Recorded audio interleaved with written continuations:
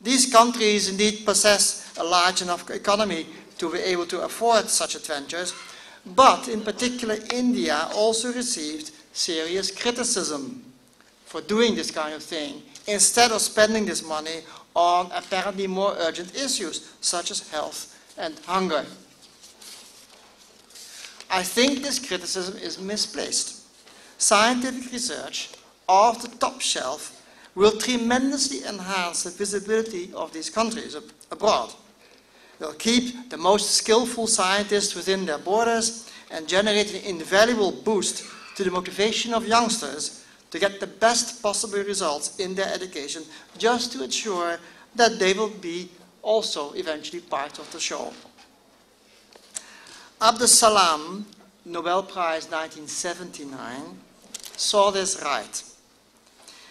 Abdus Salam, as you may know, he's from Pakistan and from India. In fact, he didn't know he was from Pakistan until later Pakistan was formed.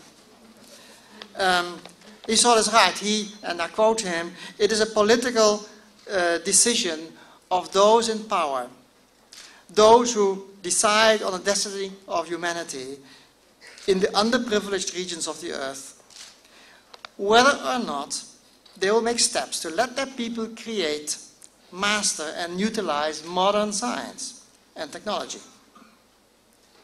In 1964, Salam founded the International Center for Theoretical Physics in Trieste, Italy. This center, now called the Abdus Salam Center for Theoretical Physics, operates under a tripartite agreement among the Italian government and two United Nations agencies, UNESCO and IAEA. Its mission is to foster advanced studies and research, especially in the developing countries. While the name of the center reflects its beginnings, which is doing theoretical physics, its activities today encompass most areas of physical sciences, including indeed applications. The ICTP thus focuses on developing nations. However, it does produce top-class physical results, and it can compete perfectly well with all other modern research institutes in the developed world.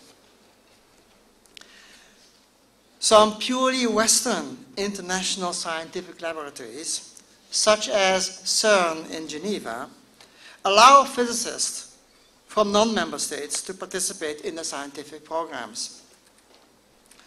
The non-member states, well, there are too many of them to list all of them, but you can see them on this list, the member states, the observer states, and the non-member states, and you see that many countries of the world are participating. Now, another institution where we do our best to accommodate people from developing nations is the system of international summer schools. These are high-quality schools for PhD students and postdocs, and we have them in the United States, in France, in Europe. In France, for instance, in Cargès, in Corsica, in Les Ouches, a beautiful resort in the French Alps, and in Italy, where I am co-directing the ERCE schools of subnuclear physics, together with the charismatic Italian Professor Antonino Zichichi, who is also doing a lot, by the way, to foster science, to establish bridges and such. But this particular school is unique in its way that it is a balanced mix between purely theoretical investigations and fundamental experimental research. Very often people tend to specialize into one or the other, but at this school, one group will learn about the results of the other groups. And they are discussing the most essential and novel developments in all big laboratories in the world. I do think that schools of this sort are bringing more understanding between nations. An understanding nourished by intensive scientific contact. Indeed, this is one of the bridges that this presentation is about.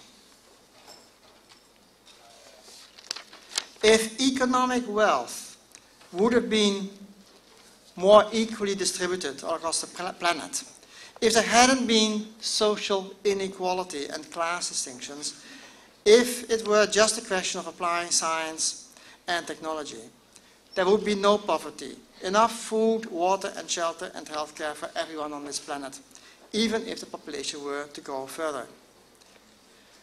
Today's credit crisis, or financial crisis, if good for anything, certainly shows that incredibly large amounts of cash exist in the rich countries.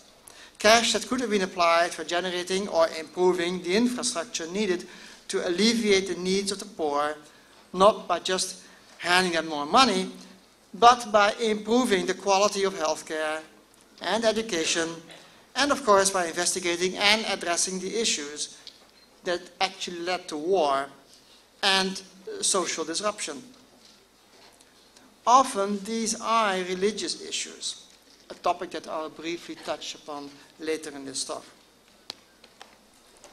Of course, I should add to this that scientists do not have the power to redistribute economic wealth. And our world cannot be turned into a utopia overnight, as mentioned earlier. What we can do as scientists is to address the education problem. Bring our message across to the people and the politicians in power, and this is indeed what I'm trying to do today.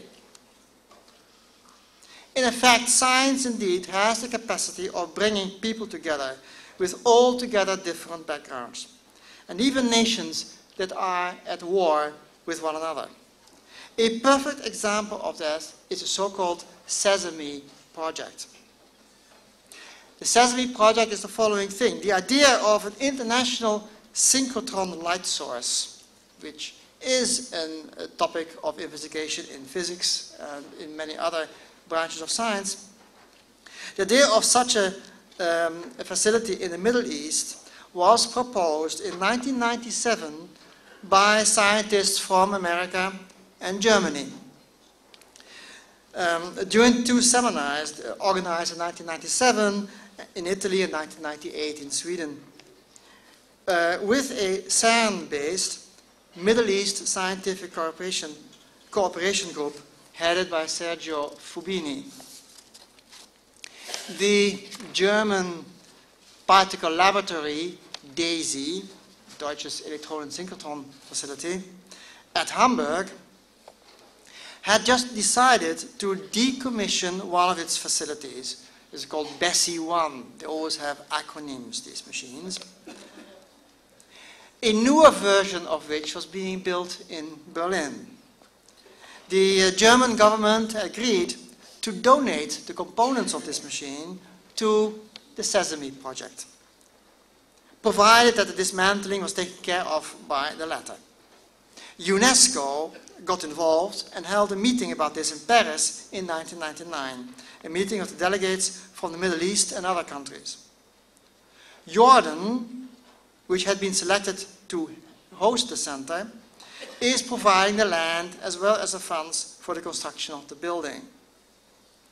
In January 2003, the center's creation was formally sealed following an exchange of correspondence between Koichiro Matsuura, the Director General at the time of UNESCO, and UNESCO's member states.